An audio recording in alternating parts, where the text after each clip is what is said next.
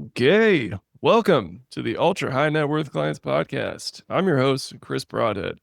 Today's incredible business owner guest and our first internet service provider business owner guest ever, Jay Rama. Jay, and do you go by, I'm so sorry, do you go by Ramachandran or Rama? Which do you prefer? I go by Rama just to keep to make like simple for me and other people. I've just gotten like uh accuracy is not important, just expediency. Yeah. I think I had a friend and a client who had Ramachandran as their last name. Oh, fantastic. Yeah. So I'm maybe a little more comfortable than most with the vibe. It's actually like interestingly easy to pronounce as long as you don't try to make it too complicated because it's generally just fairly phonetic. Yeah, yeah. Yeah, Yeah. it's it's got a good rhythm to it. Got like a Yeah, exactly. Bollywood rhythm to it. Exactly. Exactly. Awesome. Jay, so please introduce yourself and tell us a little bit about you.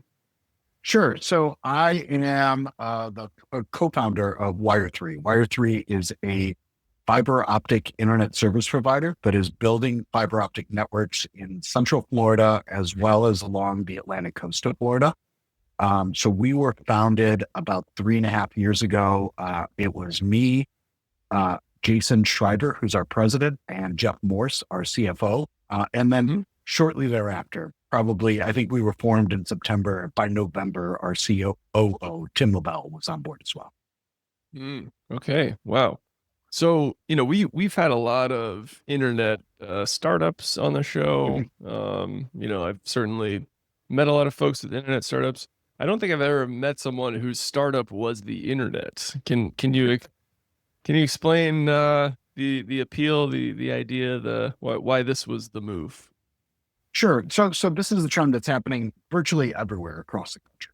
Um, People are looking for an alternative to both the cable company who has a copper-based technology that they're delivering internet over, as well as the phone company who in some places has a copper-based network and some places has a fiber optic-based network.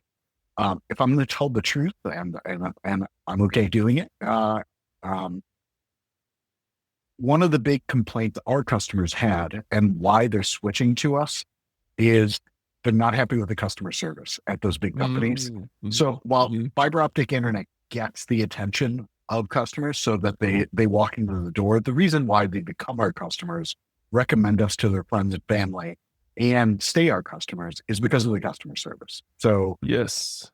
uh, I, I think how bad the cable company's customer service is has been lampooned enough. It's everyone knows their NPS scores. I think there's an SNL skit about it. Uh, Mhm. uh, um, what we pride ourselves on is all of our customers get a response, whether they're emailing, calling us, or messaging us on our website within 10 minutes. So Mm. there's no long hold times. There's no waiting at a store for hours just to return equipment. Everything is automated on that side. Wow. Okay. That's amazing.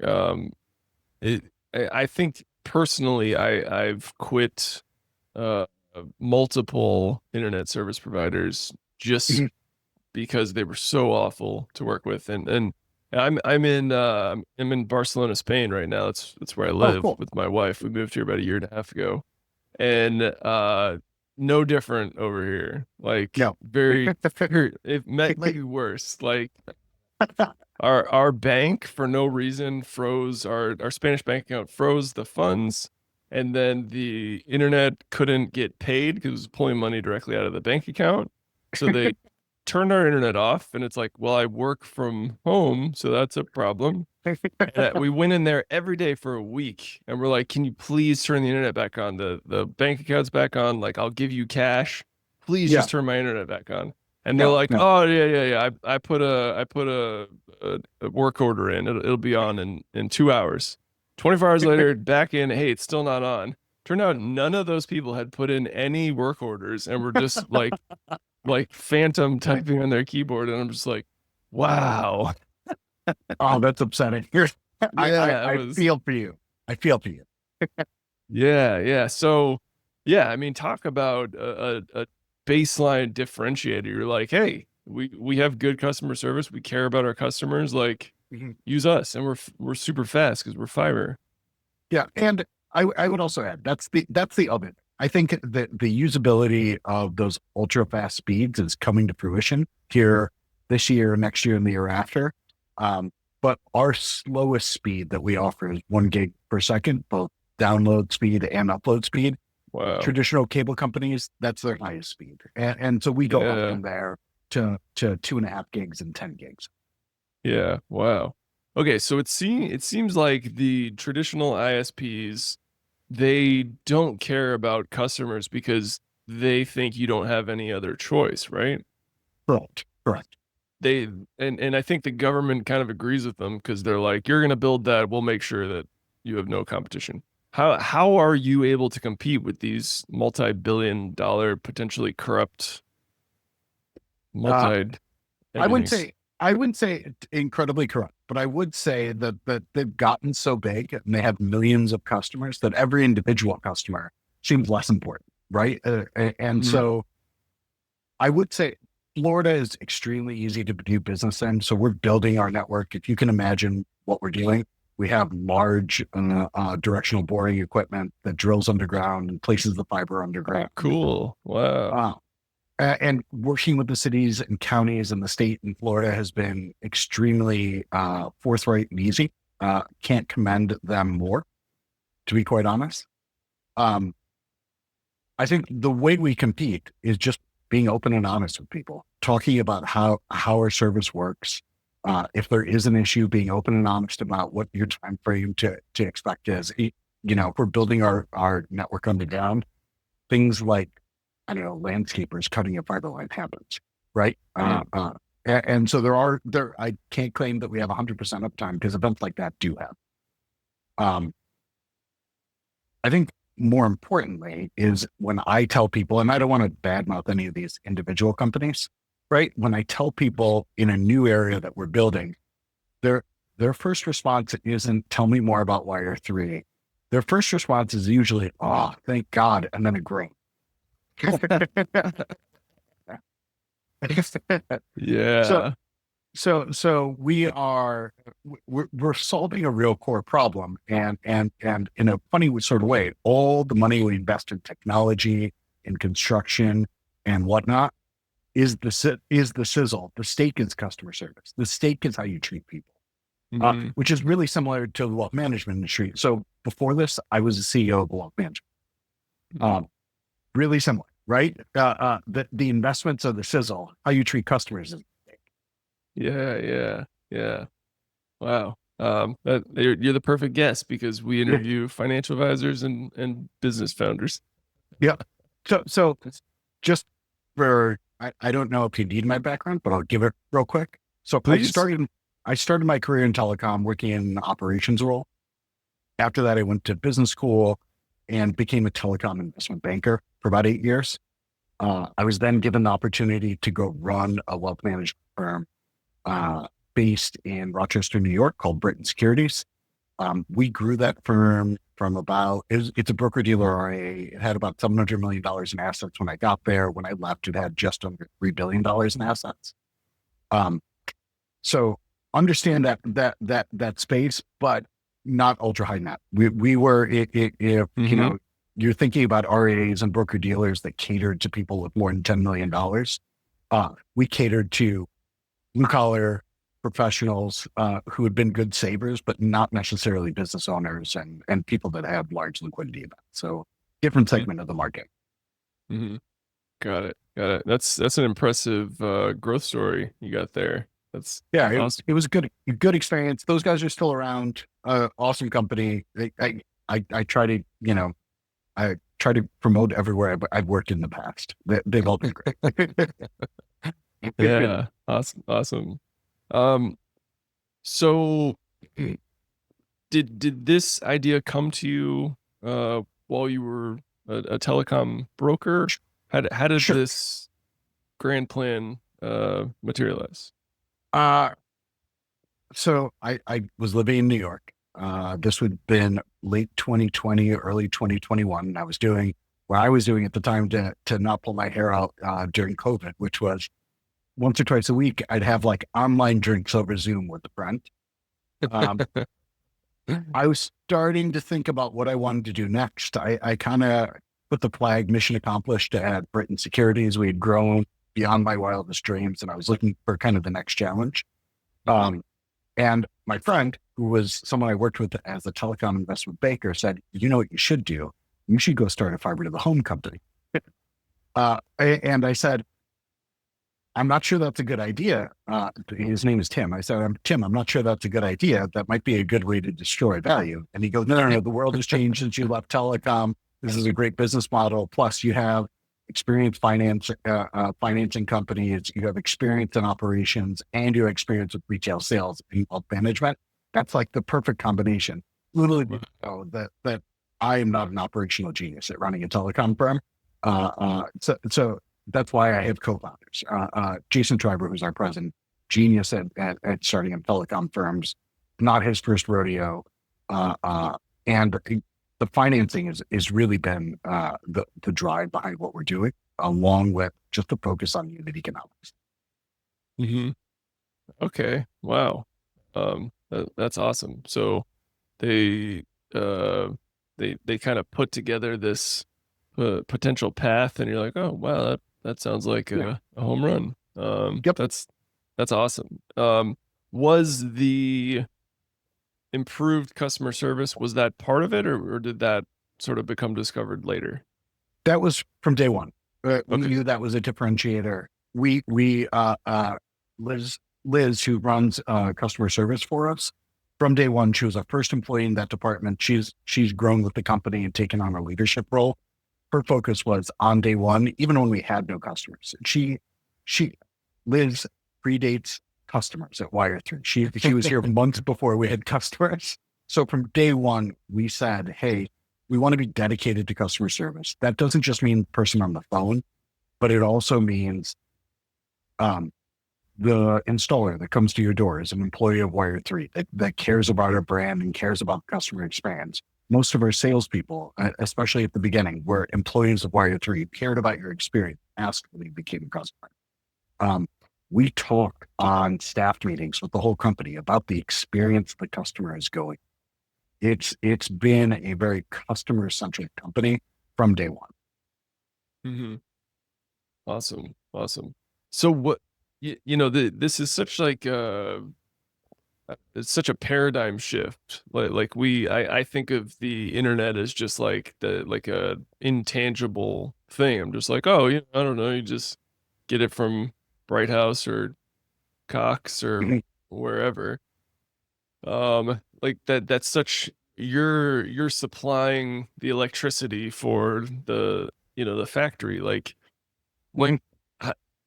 what kind of investment is required to get, your own internet service provider business up and running? That Sure. So seems, yeah. I'm trying to be careful to remember what we've announced and what we haven't announced here. Okay. So Yeah, yeah. so so we initially were funded by a friends and family round that was led by me and Jason and Jeff. Um, but if I revealed the names on there, they were almost all people I'd worked with professionally Mhm. before starting Wire3. Um, that was a couple $1,000,000. Almost immediately after that, the folks at Guggenheim Partners invested $45 million into our company. Okay. This is in late 2021. At the end of 2023, um, Guggenheim sold their shares to a company called Oak Hill Capital, who then invested another $150 million into our company. Um, and we have debt around that. I think we have an $85 million credit facility to fund this. Mhm. If you think about um, how we're building, we count it's expensive, right? So we count how we're building in cost per foot, and then cost per home that our network passes. So Mhm. we were, again, from day one, it's been a focus of ours from day one. We don't want to hire general contractors. We want to do as much of this in house as we possibly can. And that's not going to sacrifice speed. what that's going to do is save us costs. So I know some of the metrics that some of our peers in the industry use. They're building at around $15 per foot in labor, and add a couple more dollars for materials. We're building at about $7 per foot, add a couple more dollars for materials, which means our cost per home passed is significantly lower than a lot of our competitors. Which, back to unit economics, right? If your cost is lower, that means for you to make a positive return, you don't have to have as many customers, right? Or if you do reach the same customer thresholds, our returns are going to be better.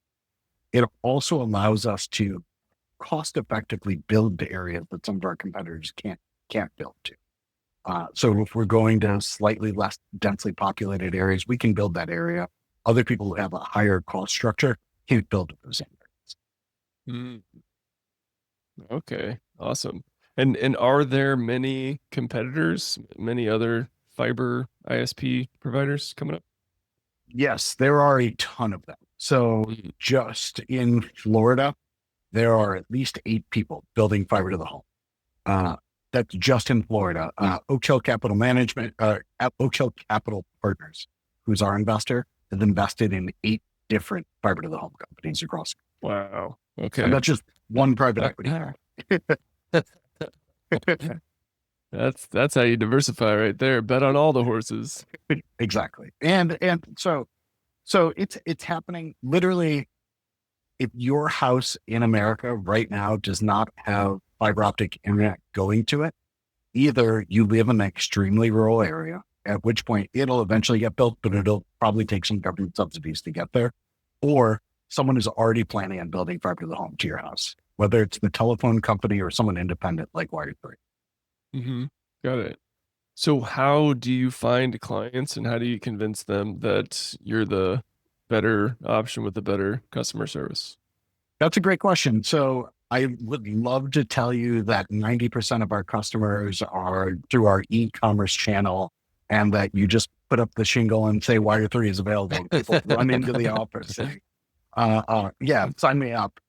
What we have is an extremely talented marketing team that does all of the above, whether it's digital advertising, traditional, something as basic as postcards, over the top streaming advertising, and social media.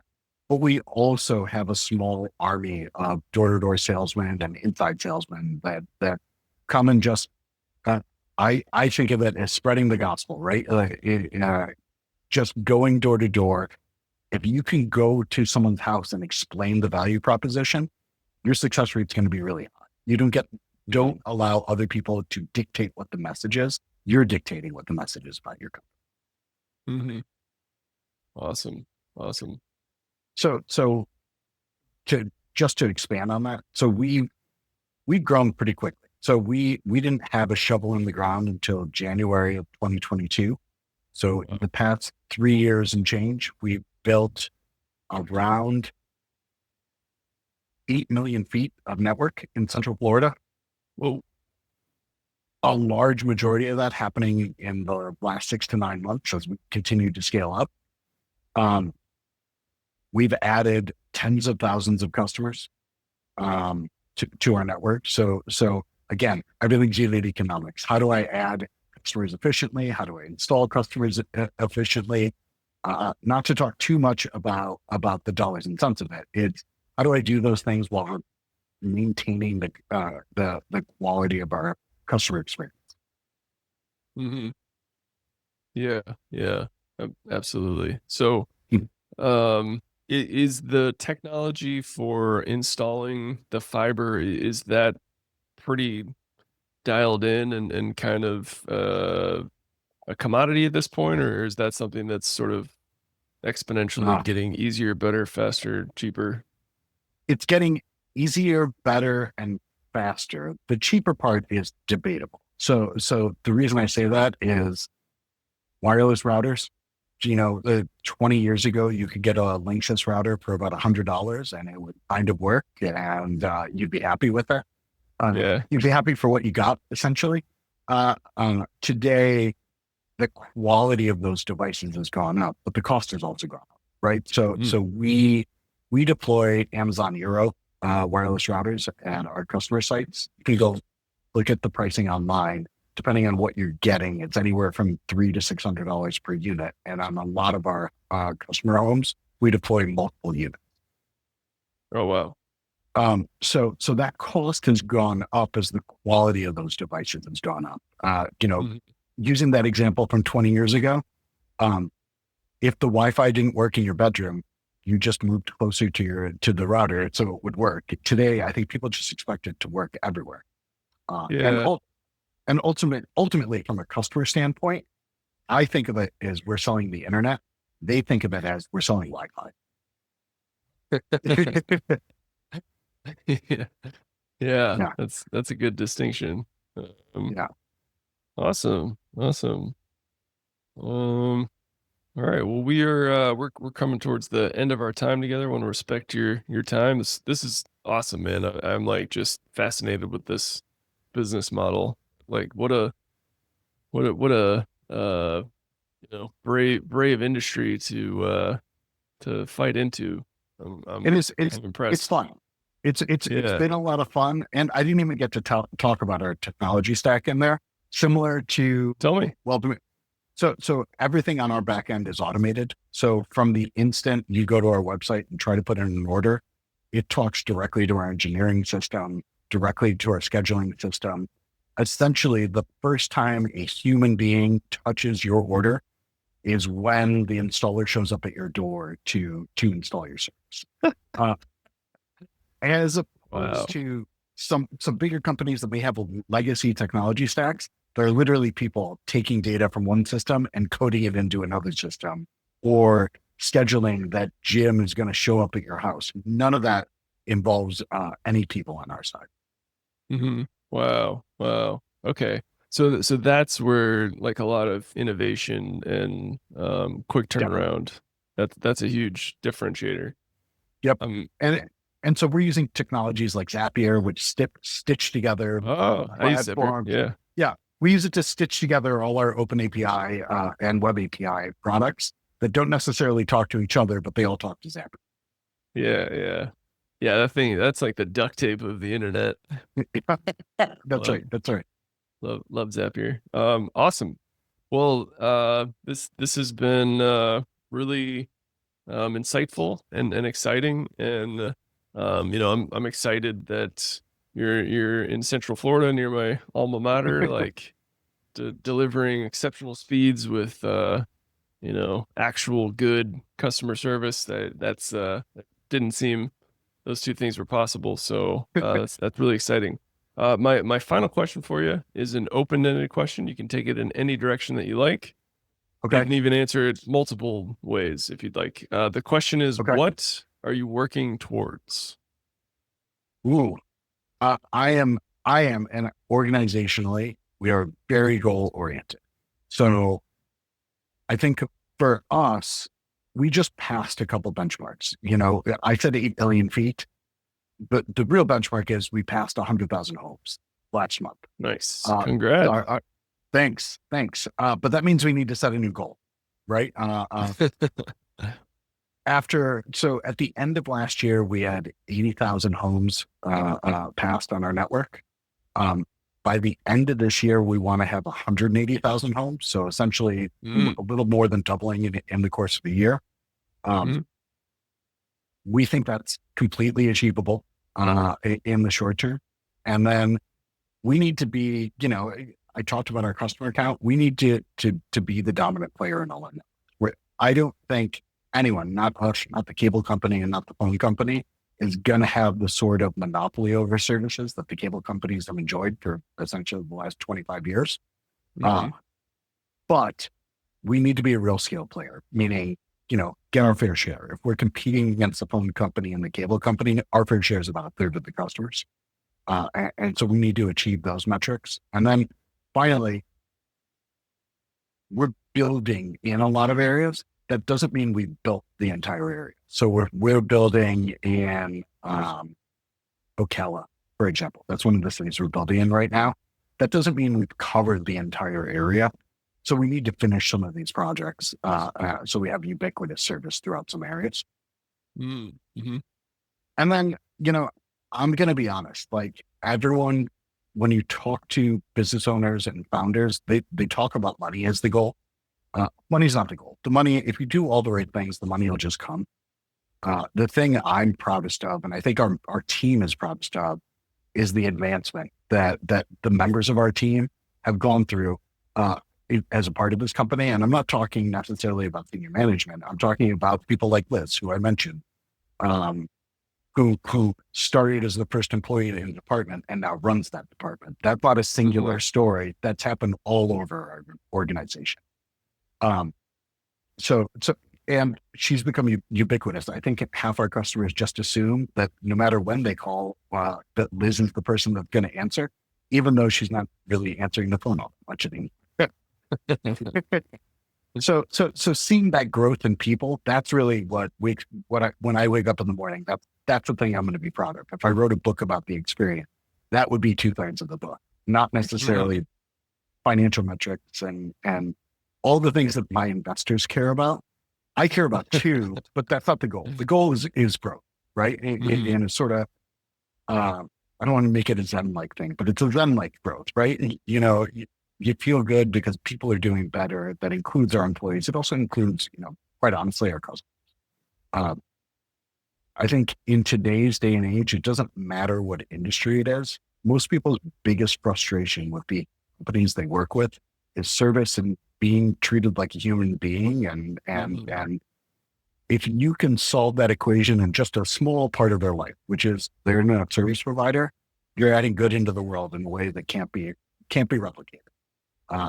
And so that's a big drive for me. And so I've talked a lot about customers here. I'm really passionate about. Customer experience has to be on par because it makes people's lives better. Mm-hmm. Yeah, absolutely. And I think that that is such like a breath of fresh air to just, hey, we're going to deliver high speed internet, Mhm. faster than, you probably already have, and customer service at like a competitive price. Like that's an irresistible offer. Just the customer service with like the same level of speed is an irresistible offer. Yeah, exactly. The customer service with the speed is great. But as I said, like, listen, if you had in your house 5 TVs streaming 4K content, you would not, that would not register on how much bandwidth you use. That might be about 200 Wow. megs per second, right? Okay. So it's not really about like, I can download this program faster because people won't send you data as fast as our pipe is. It's about, if you go to your house, I don't know about your house. I know about my house. I have 3 kids and my wife and me. I think if I go to my router, there's 80 devices connected at any given moment between smart Wow. devices and laptops and phones and whatever. It's Yeah. about utilizing that and making sure none of those devices experiences a slowdown. Hmm. Wow. That's awesome. Yep. So where can my audience find out more about you? You can go to wire3.com. We are serving communities. If you think about Florida, if you live in Volusia County, Brevard County, Indian River County, or St. Lucie County along the coast, we are building in all 4 of those counties right now. Hmm. We also are building in Marion County, where Ocala, Florida is, in Central Florida. Recently announced Lake County, just south of there. And we are starting phase 2 of our Volusia County build out, which we announced, I think, earlier this week or last week, in DeLand, Deltona, and Orange City. Hmm. Wow. That's so exciting. It has like parallels to like the railroad boom. Mhm. It's exactly right. Well, I tell this to people all the time. This has happened before in telecom. Most recently, it happened with the cellular networks in the 90s. It's not efficient for one company to go build a cellular network across the country.